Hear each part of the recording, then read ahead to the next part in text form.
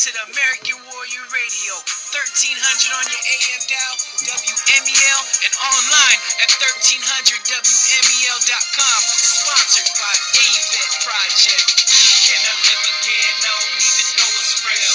It was horrifying life on the battlefield. See the suits down the front line, bombs going off when we drive by. Can I live again? I don't even know what's real. It was horrifying life on the battlefield. See a lot of soldiers down the front lines, bombs going off when we drive by.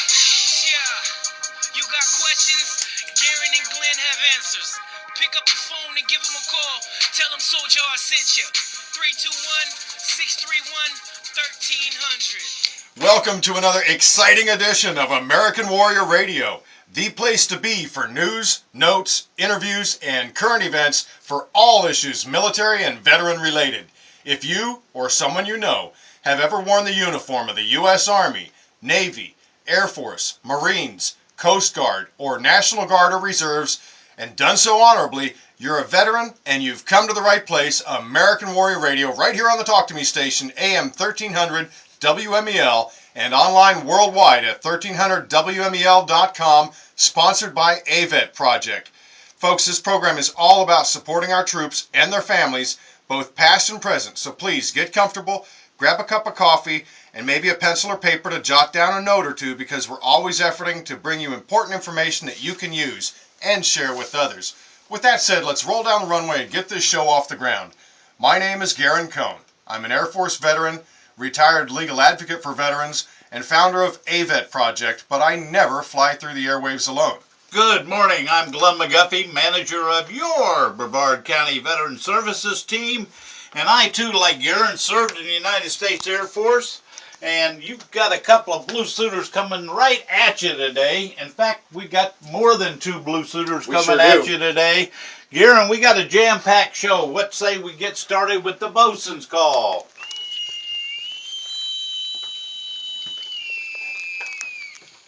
We're very happy to have Commander Passarelli from the U.S. Coast Guard Cutter Confidence with us today. Welcome, sir.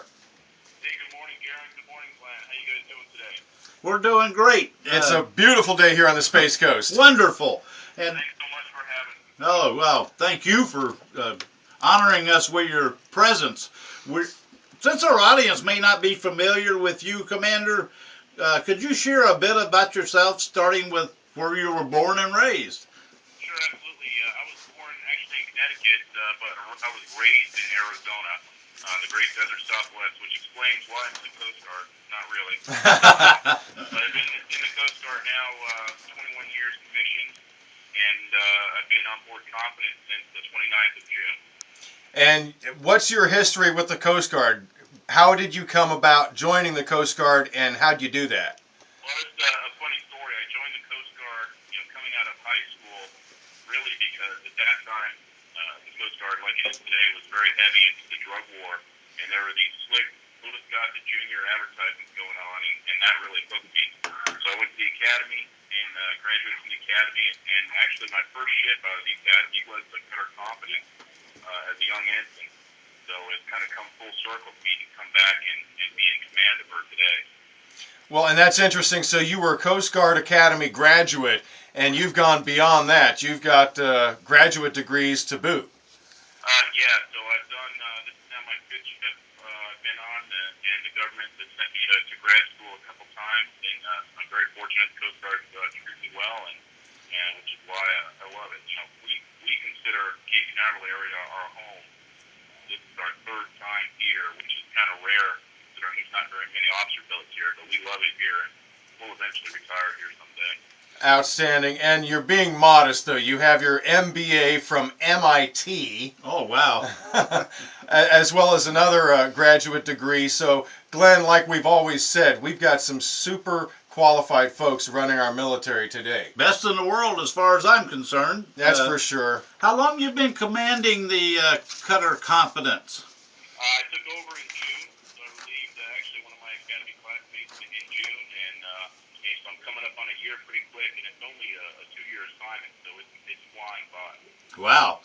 Only 2 years. I'm surprised. I thought they'd let you get more used to the ship. Well, I tell you, I would say they let me, but we got to make opportunities for other folks to get their command rides, and I'm needed on the beach. Those very demanding staff tours, I guess, after this. Understand. Well, it is kind of like coming back home again, because you were a first lieutenant aboard the Confidence back in the early 90s, right? That's correct. So I was on board back then during the blockade and invasion of Haiti, and coming back today in command, and we still have a very strong presence down there. So it's very much like coming home. And what's the mission of the Cutter Confidence, and typically how many men do you have, coasties do you have aboard? Great question. The typical mission for this ship is drug and migrant enforcement. So when you think of the Coast Guard, a lot of people have this vision of the Baywatch Coast Guard or the Coast Guard Alaska, where they're doing rescues close to shore and things like that. You talk to Beef Ferry every week. That's his portfolio. My ship, typically, our patrol area is off of somebody else's coast.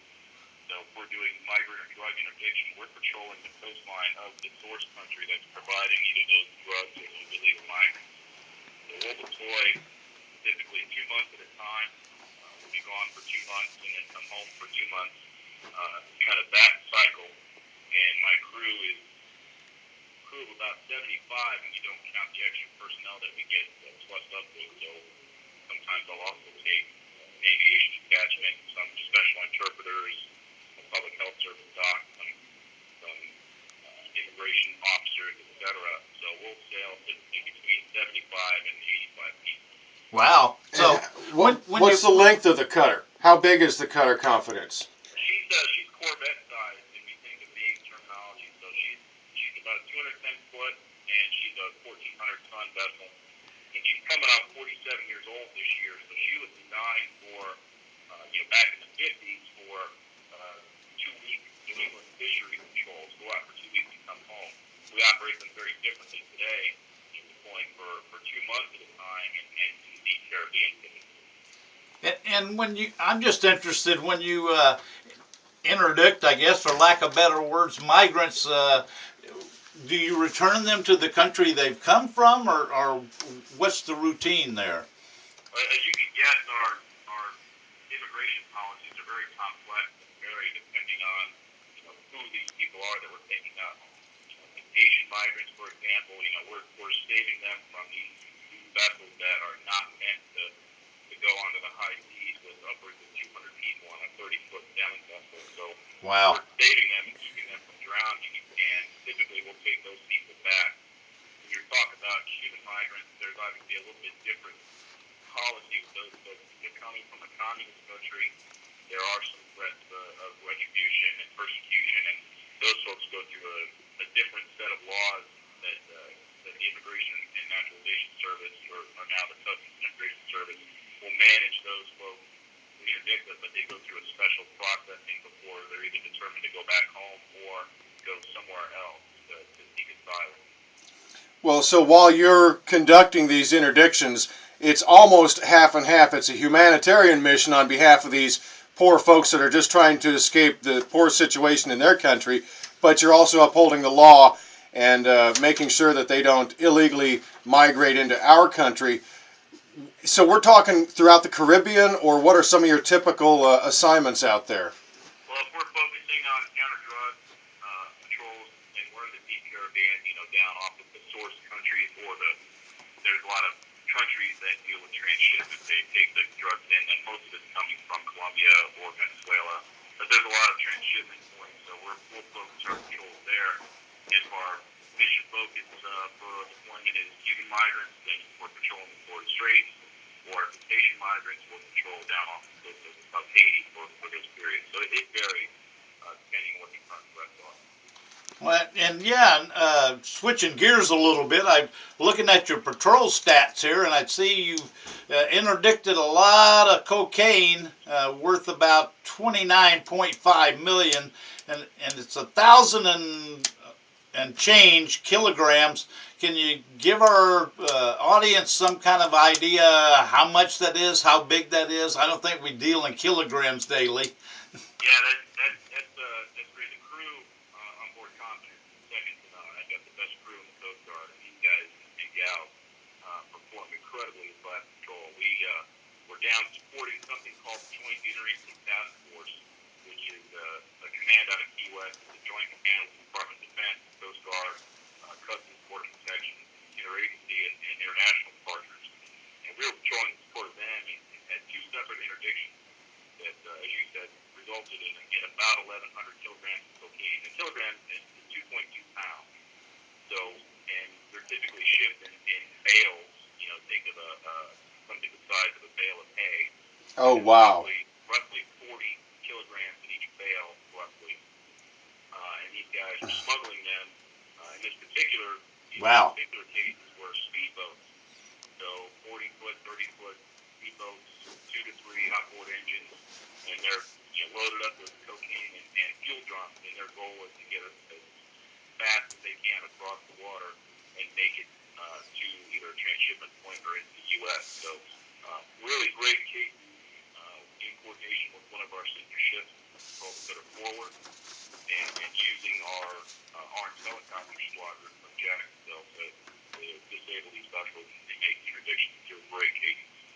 Yeah, and you note on there, and I want everybody that's listening to American Warrior Radio to understand how they can find out more about what your mission is and your troops, because you guys have a phenomenal newsletter that you publish on a regular basis on board ship called the Confidence News. And your captain's cabin is where we're pulling, this is your report to the folks that are reading the newsletter. Some great information there. You talk about evolutions of the helicopter, because you do put those on board. They assist you with the interdictions and what have you. That's absolutely right. You know, my ship is not built for speed and chasing down speedboats that can go 40 knots. So my reach, my tool bag includes my interceptor boats that I carry with me, and then my armed helicopter that I put out, and they can surgically disable one of these speedboats by shooting out the outboard engine. It's really very well trained crew that's able to pull that off. Even though it's bouncing around at 40 knots, the helicopter's flying sideways. It's really a great team effort. For sure. So give the listeners a website they can go to. I've got it here if you don't recall it offhand, because it's kind of a long address, but because we want them to get engaged. Right. So the website for the ship is open to the public. It's www.uscg.mil. That's if you want to just read about the Coast Guard, that will get you there. Sure. But if you do that, www.uscg.mil, it's / the next word is Lance Area, one word, LANTAREA, then another / and CGC Confidence, all one word. That's uscg.mil / lant, LANTAREA / CGC Confidence. They can read all about your ship, your crew, and these phenomenal newsletters that you guys put out on a regular basis. And sir, we're running out of time here, but we have so enjoyed you. We wanted to get you on for some time. We really enjoyed you visiting us with a bosun's call, and hopefully you'll do so again in the future. Absolutely. We're getting ready to push off again and do another deployment, but I'd be happy to come on again when we get back. Again, got the greatest crew in the world, and they really provide a valuable service for our country, and they love doing it. Well, again, Commander, thank you for sharing time with us today. Thank you for your service to our country. We know you've got phenomenal troops because we go out there and get engaged with those guys and gals on a regular basis. Sir, have a great day and be safe out there, and we'll talk to you soon. Thanks again, Gary and Glenn, and thanks to ABET for the support they give to our families while we're gone. Thank you. You bet. It's our pleasure. You bet. And again, thank you very much. And Kieran, we've got another exciting and inspirational guest online who served and sacrificed greatly to keep our country free. Calling us in from Texas, Justin J.P. Lane. J.P., can you hear me? Yep, I can hear you. Well, thank you so much for joining us today on American Warrior Radio, brother.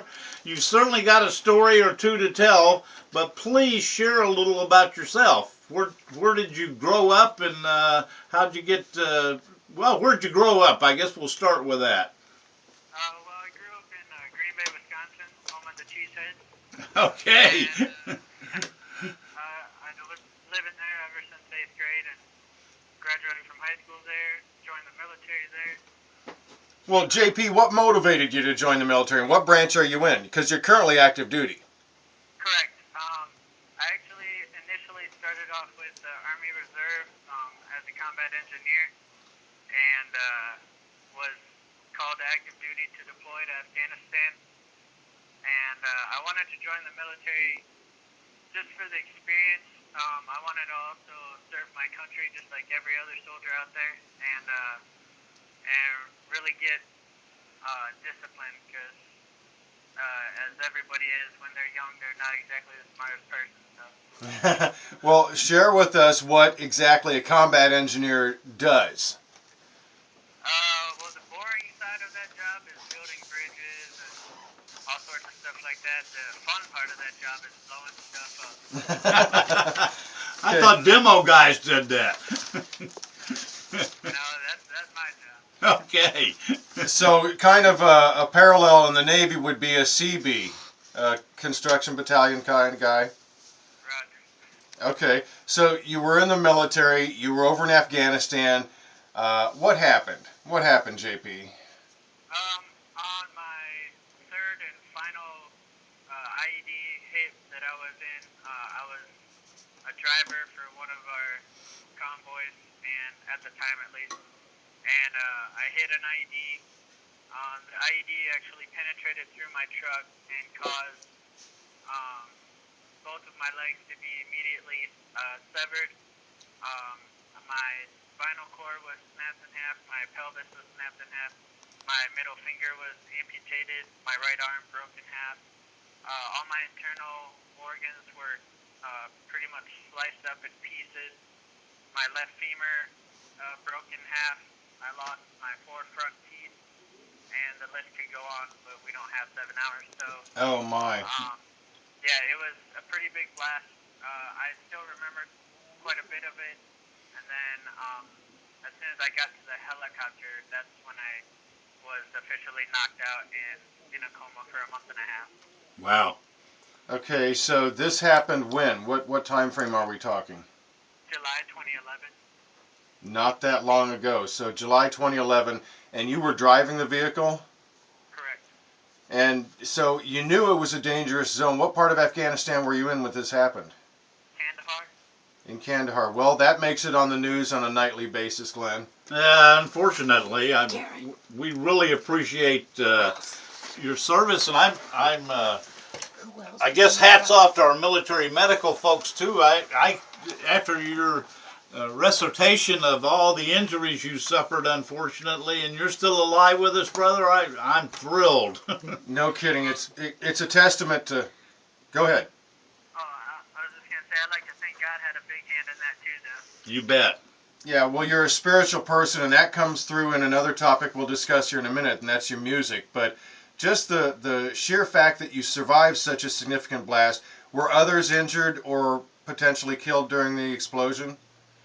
My TC, or passenger, broke his right leg, and then our gunner was fine. So you took the brunt of that. I mean, brother, you are a hero to us all, and we know that you were over there for the right reasons, and that was to serve your country. They got you medevac. They put you in a medically induced coma. You've made the recovery. So literally, we're coming up on 2 years since this has happened. You're still in recovery from this, right? Right. I still go to therapies daily. I've only been on my prosthetics for 8 months now, so still working on that. Okay, and you're going through what they call an MEB, a medical evaluation board, because they're going to medically retire you from the Army, right? Right, yeah. How's that going? Pretty good. Right now I'm just waiting on my ratings, and as soon as I get that, then I should be out of the Army within 90 days. Okay, and do you feel that you're being well supported in this transition? I mean, number one, you're having to learn to walk on artificial legs, and there's pictures up there, folks. If you want to see this, go to avetproject.org, click on the Facebook icon. He's featured throughout, and we'll also talk about your music here, which I'm anxious to get to, as you can tell. But you know, you're going through that adjustment period, plus you're going to be going out into the unknown again, in the real world, out here in the civilian world. is it hitting y'all at once, or how are you dealing with that? Honestly, it's not too bad. I'm just taking it day by day and letting all the things that are being thrown in my face just take those piece by piece. But honestly, it's really not that bad. Okay, well, I want to get out there real quick. You've made some appearances recently. You performed at the inauguration. How many instruments do you play? Because this is really one of the therapies you use to overcome this stuff, right? Right.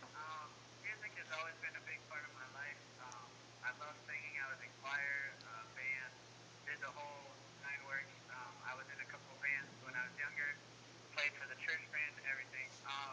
But right now, my main instrument is the drums. But right now, I'm doing my solo act with guitar, which I've only played for about 5 months now. I think I calculated up. And then Simply amazing, because anybody can watch you play on the internet, and you're quite adept at it. You're obviously quick at picking this stuff up. yeah, that's the God-given gift. I'm very fast at learning. I guess so. Well, JP, we're proud of you. This song that anybody can watch on the internet is also the one that you performed at the inauguration ceremony. Tell us a little bit about that. You're obviously a spiritual person. You believe God has called you, and even through all the adversity you've been through, you're an overcomer. So that speaks well. But tell us a little bit about this song. Um, I was just driving to Formation one morning and I heard this song "Only a Mountain" by Jason Castro, and I didn't know what I was gonna do with my life at that point still. And when I heard that song, I really felt like drawn to it, and I honestly, with all my heart, felt that God was talking to me. Like, my situation, it's only a mountain. Yeah, you lost your legs, but I got 2 more back, and technically I'm an inch taller than what I used to be because I took my legs. Oh, wow. So, Talk about silver linings, huh? yeah, so I really didn't have anything to complain about, and the song talks about it's only a mountain you tell to move, it'll move. And I just, that was like, that's my situation. Whatever struggles I'm going through, whether it's physical, mental, whatever it is, it's only a mountain. I can always get past it. There's always going to be a greener field on the other side. And the when I heard that song, I was like, he wants me to get back into music. Like it was completely obvious because he knows that's my passion. So that immediately I went right after formation. I went to go get a guitar, amps, everything that I needed. And I Okay, hey just started JP. practicing. JP, can you hold on for a moment? We've got a break coming up. When we come back from the break, Vince is going to play a little of your song, and then we'll finish up this interview, brother. Thank you for staying with us. We'll be right back.